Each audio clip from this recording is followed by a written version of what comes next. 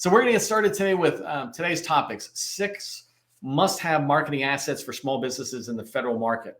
Before I get started though, I'm Neil McDonnell. I'm the president of the GovCon Chamber of Commerce. I do these LinkedIn Lives as a way to teach you process and procedures for succeeding in the federal government market. I spent 20 years as a small business owner, and when I transitioned out of there, sold my last company, I started the GovCon Chamber of Commerce for one primary reason. It's to teach people like you that government contracting is not a secret, it's just a process. And when you follow the process, you're going to achieve success. Today, I want to talk to you about must-have marketing assets. There's all these things you could do. The ones I'm going to talk about today are the ones I believe you must do if you want to succeed in building your brand within government contracting. So let me start there before I get to the marketing assets. And when I talk about branding, you can think about Coca-Cola or Pepsi, right? They're branding themselves out there. They want everybody to know that Coke exists and it's a refreshing drink or whatever. And wherever you're at, there's Coke and it's in your face. Let me get a Coke. Let me drink a Pepsi. And so there's that kind of business to consumer branding that happens. Well, there's also this branding that happens as a person, right? So you and I are brands for our company. For me, it's the GovCon Chamber or BD in the box. For you, right? What's the name of your company? What's your core competencies? Put those in. But branding is something that you do so people begin to understand who you are, what you do. You probably have heard a lot of us say that people do business with those folks they know, like, and trust. And they can't like and trust you until they know you. And your brand, your personal brand, is what's introducing you. And then expand that into your company. You're a branding ambassador for your company, but your company also needs the brand. And so we'll talk about that, but it'll all make sense in a second. But you want to brand, because if you're not doing marketing and building up your brand out there as the subject matter expert, not just as an individual, but you're marketing your company as the very best general contractor, the very best painter, the very best cybersecurity firm, right? The very best SharePoint company. If you're not constantly branding around that, then you're missing out on an opportunity to reach your customers first in the way that they learn about people, electronically, et cetera. But the other is you're just not doing a lot of this passive activity, this activity that could be out there working for you when you're busy doing something else or you're asleep. Your brand, your marketing assets will be able to help with that. So let's talk about your marketing assets, because today I want to talk about what they are. I'm not going to go too far into how do you build them, right? Those are different videos I've done, but I want to talk about what the marketing assets are, and then how are they, and so separately, how are they used, right? What's the purpose for them? And so that's the topic of today's training that I want to do. So first, just laying out the 6 so you know what they are. It's your small business profile, which is made up of DSBS and SAM. It's your capability statement. It's your capabilities briefing deck. It's your LinkedIn profile. It's your LinkedIn company page, right? Your company profile, and it's your website. Those are the 6 assets we're going to talk about. All of them work together. One of my favorite things about the post that I did today is that DISA put out content in their briefing, industry day briefing, that I swear was that they learned from me. Over the past 4 or 5 years, I've been talking about how to communicate the value of DSBS. And in their training, they talk exactly about your small business profile, which is SAM and the dynamic small business search tool together. And they talk about the 3 most important things in your small business profile are your capability narrative, your special equipment and material, I think it is, and then your keywords. Those 3 are what they search. And in DISA's slides, they walk through how when they first search, they get too many results. And so they go down and refine it some more with keywords, and they refine it down. And that's something for you to pay attention to, is that the dynamic small business search, which is the primary part of your small business profile, it's the #1 market research tool the government has. DISA, I finally get it like in writing, which is even better for me. DISA just put in there that they're mandated in DISA to look in DSBS before they, as they do market research. So if you're invisible in market research, in DSBS, when they're doing their market research, then you're not going to reach your target customer, right? And so the first marketing tool that you need to pay attention to is your small business profile, which is SAM and DSBS. Make sure it's up to date. If you got any question about that, let me know. Put a comment in saying, hey, Neil, where's my Where's my DSBS profile? Maybe it's hard for you to find it. All I need is your UEI. UEI, yeah, unique entity identifier, the old DUNS number or the new DUNS number. Okay, first asset is the DSBS profile. The way it's used and its purpose is to be discovered by DISA or other agency buyers when they're looking for people. A side benefit of it is that large primes and other smalls, when they're looking for teammates, go into DSBS as well to find partners like you. The second asset that I talked about was the capability statement. The capability statement is really just a pretty reflection of your small business profile. In the small business profile, it's a bunch of fields. In your capability statement, it's laid out in a much more visually appealing way, right? And so in your capability statement, you can go look at other videos I've done on capability statements, but basically you need to pay attention to two key things about it. It needs to be a capability statement that can be read and understood in 6 seconds, and it must flow in a Z format. Z format is how people read. It's how you read a book, left to right, down to the next line, left to right, down to the next line. And so the capability statement is the same way. And when you look at your capability statement from a 6-second standpoint, having it in that Z format allows somebody to be able to read it from left to right, down and over, and in 6 seconds be able to say, oh, I know what you guys do. And this means, this doesn't mean they know everything about your business and they know it as well as you. But what they have determined is that you do construction and they do IT. We're not a match. There's no point in us meeting. You do IT, we do IT. Oh, let's meet for 30 minutes. This goes into the purpose of the capability statement. Every tool, every marketing asset has a purpose. You need to understand the purpose in order to properly use it and to get the most value out of it. A capability statement is not designed to inform people of anything. It's not designed to educate people. Its purpose is to open doors. Its purpose is to open that door so you get the meeting, right? Its only job is to get me the meeting. Once I'm in the meeting, then I'll talk. And so when I give somebody my 6-second capability statement, I want them to say, oh, tell me more. Let's talk about it. Oh, great. How about we schedule a meeting, right? So capability statements, you might use it in a matchmaking event. You might shoot it over to somebody ahead of time. But really, it's just needs to communicate enough information in it that people that you want to meet with say, no, that's good. Let's meet. And if you keep that in mind, then you understand how you can minimize the amount of data, words that are on your capability statement and really drive forward to having the most relevant words on there so that when somebody looks at it, they know exactly what you do.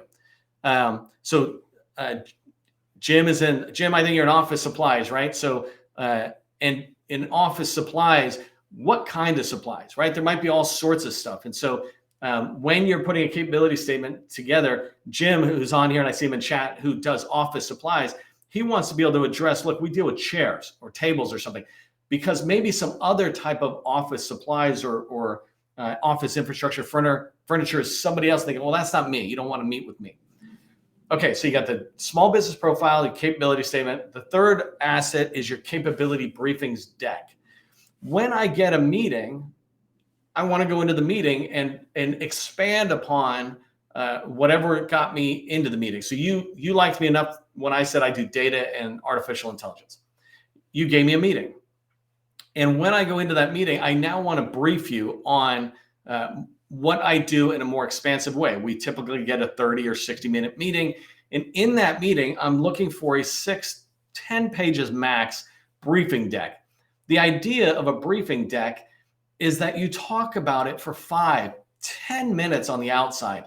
And then if you have a 30-minute or a 60-minute meeting, it doesn't matter. You want to get to the dialogue. So the purpose of a briefing deck, again, is to not inform, in my opinion. It's not to inform, it's not to educate. The purpose of the briefing deck is to get the other person to say, tell me more about that. So if I have a briefing deck and it has cybersecurity in the middle and I on one slide and it says, hey, this is the things I do on cybersecurity. We do red teams, blue teams, pin testing, zero trust. Oh, tell me more about that zero trust. That's been a lot of conversations we've been having. Oh, okay, let me talk more about zero trust. But if you talk about everything and feel like you need to communicate everything you do, you spend time talking about the stuff they're not interested in, just not important to them right now. and you reduce the amount of time you could be talking about something they are interested in. So understand, like, if you don't know too much about technology, I don't know everybody that's on the call, but if you're looking at cybersecurity and you put down 5 bullets, but they're really only interested in 2, and those other 3 are handled by somebody else, or they just did a contract and they got it covered completely, then you want to dive into these 2.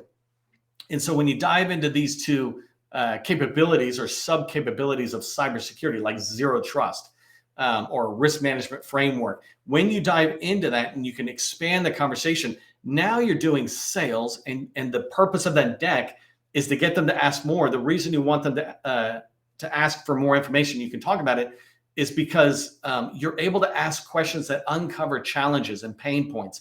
You're able to ask questions about objectives. When you say zero trust, are you saying it because it's a buzzword right now? Are you concerned? Are you guys having some problems with people getting into your network and then screwing up the other side of the network? Whatever it is, right? You're able to begin to expand on that. So you got the DSBS profile or small business profile to get found. The capability statement is to get you a meeting. The capabilities deck is to begin the sales process by having them ask you, hey, tell me more about that, or to say, tell me more about that, right? So those are 3 of the assets.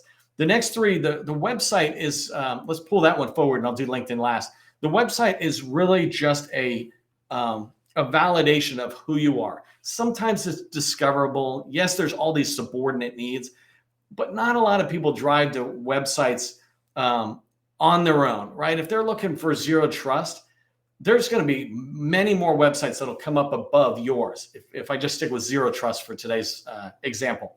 So if they're looking for zero trust, Amazon, Microsoft, all these other, Cisco, they're all going to come up above you. And so the website's job is to validate that you are who you say you are. You do what you say you do. So it's not a big effort in there, but part of their due diligence, whether it's a buyer or a teammate, and they look in and they go, well, let me go see who that person is, right? How many of you have ever gone to somebody else's website before you meet with them? Hey, let me go check out what they have on their website. You might look at their blogs. In the government market research phase, they might look at your services, that kind of stuff. It's just a validation, right? In sales, none of these tools sell. You sell. So these tools are just to enable it. So from a website's number 1 purpose, in my opinion, as it relates to federal relationships, federal sales, it's for people to validate that you are an expert at what you say you're an expert at. They'll learn more about you, et cetera. The information you might put on your website that you think they would value and they would see you as a trusted advisor, it's only helpful if you can actually get it to them. So this goes into the last 2 marketing assets. And these are designed to be much more proactive day-to-day tools of building relationships, et cetera. So you can take content and share it out on LinkedIn. And so let's talk about the last 2 marketing assets. You've got a small business profile, a capability statement, a capabilities briefing deck, a website, and then the next 2 are on LinkedIn, the individual profile for you, right? And then the company page. So the individual profile, I talked about this recently, where I said, go into LinkedIn, you have a LinkedIn profile. And because you're all on here, I'm not going to teach you what a LinkedIn profile is, right? Because you're experts enough to find a LinkedIn live event. But in LinkedIn, on your personal profile, it allows people to come in and see you as an expert. You could be seen as an expert like me, as a government contract expert. People who look at me can begin to get an understanding that I focus on process side of success in federal government contracting. I focus on sales. How do you make more money? I'm not an expert in the FAR. I don't claim to be an expert in the FAR. In fact, I don't look at the FAR. Like, I try to avoid the FAR. But I am an expert at my space. And people come into LinkedIn, they can see that through the activity I do, the posts I put in, like DISA this morning, sharing information in a relevant way that makes it easy for people to do their homework. But they can also look at my experience and they go, oh, this guy's coaching on government contracting. And recently he was running multiple small businesses, or was a small business owner. So if you're a small business owner or you're in a small business, you can look at me and say, he relates to me. He's been where I've been, kind of thing. Well, we want to be able to do the same thing with you. What are you an expert at? What's your company an expert at? Putting that cybersecurity message into your experience, into your about sections. That whole profile is basically you just putting out this message that I am a subject matter expert. I can be a trusted advisor to you, and I'm worth connecting with. One of the things I suggested is take your capability statement that we talked earlier and add it into your LinkedIn profile. Make sure it's in there for people to be able to find, because now it allows them to transition from your LinkedIn profile to your company. They can look at your capability statement in 6 seconds, decide, oh, I should meet with this person. They do cybersecurity, their capability statement communicates enough to me that I think it's worth a 30-minute meeting. The last one is the capability or the company page in LinkedIn, right? And I'm doing a fire hose of information so it's been 20 minutes, right? Fire hose of information about marketing assets. Each one of these things I'm talking about is easily a 2 or 3 hour topic, talking about how to build them correctly, how to get the most out of it. So understand that what I'm giving you is that fire hose level of information. If you want more information, there's more content that I have out there that you can find that drives into individual ones. So let's talk about the company page. The company page is where you really want to drive people. In fact, it's something that I'm transitioning from. I built a lot of the GovCon Chamber of Commerce's followers, et cetera, through my own personal profile. So people connected with Neil. Neil's the government expert. But the reality is I've been building the GovCon Chamber up so that the people on the team are much more the experts. The things we're doing, we're trying to transition out of, not that I'm going anywhere, but transition out of being overly dependent on one guy, one person, and let people like you be reliant on, or not be reliant, but be able to trust that the GovCon Chamber of Commerce, no matter who I talk to, will give me good information. And we're trying to build it to be a huge international organization, right? Serving all small businesses in the federal space. And as we transition over there, company pages have followers, and that's what you want. As you're building up your LinkedIn activity, you want to build a company page, and you can go in and look at all the details on it. But when you build a company page, you're building followers now around your company. They're beginning to trust not you as an individual, but they're trusting the company. And they can begin to rely on the company. And this is valuable for so many different reasons. But one example is people who follow your company and trust the information you're putting out. Let's say, again, you're a cyber expert and you're sharing cyber tips on zero trust or continuous ATOs, and you've got ideas on there, or you're putting videos or just posts where you're sharing relevant information. When people can keep coming back to your company page and seeing that, and they're looking for a teaming partner, they might remember you because your brand is being built around your company page and you and all the other assets, but around your company page. The other thing is buyers in particular, right? These buyers, many of them are on LinkedIn. They live and breathe just like the rest of us. They have to mow the lawn. They have to empty the garbage. They have to drive to work. None of them are like, boom, they show up and they're miraculously a program officer or contracting officer sitting there. And so they're on social media, the same as the rest of us. And the ones that are on LinkedIn who begin to be engaged with the content, if they're doing some of their own research as it relates, especially to program offices, to what you sell. So say they're out there and they're aware of cybersecurity. Well, if your proposal's coming in, and they've been aware of you on LinkedIn, it begins to add a level of trust into your words that are in a proposal. As they look at them, they're skewed a teeny bit by saying, oh, I've been tracking Joe, who's talking about cybersecurity all the time on LinkedIn. These guys are experts. Like in his head, he's turning over and go, these guys are experts. The only difference I'm trying to point out is imagine if it was Tom, whose proposal's in there and they don't know anything. Well, they don't have any opinion, not a negative or a positive opinion. But if you're branding out there and people are aware of who you are, then you're influencing everything you do downstream, including potentially proposal evaluation. So I keep looking down because I want to keep tracking the time. The kicker on all of these tools, right, is you want to get them all in place. Capability statement should be one and done and then updated every 6 to 12 months. Your small business profile, one and done and updated every 6 to 12 months, right? They feed each other. Your website should be a little bit more dynamic, or excuse me, a briefing deck should be one and done and then updated. Those 3 first ones should be updated every 6 to 12 months as you have new past performance or new clarity on your offering. Your website, obviously there's a portion of it that's like the first 3 that should be one and done and it's pretty standard, but then you have this dynamic part of your website, your blog as an example. You should be updating your blog, right? Anytime you post on LinkedIn, your LinkedIn company page, or your website, you should repurpose that content somewhere else, meaning write it once, use it many times. It doesn't matter. If we see it on your website, we see it on LinkedIn, it's like, great, I ignored it over there, but I see it here. I've been meaning to read that. Let me click on it and read it, right? So your website should be updated.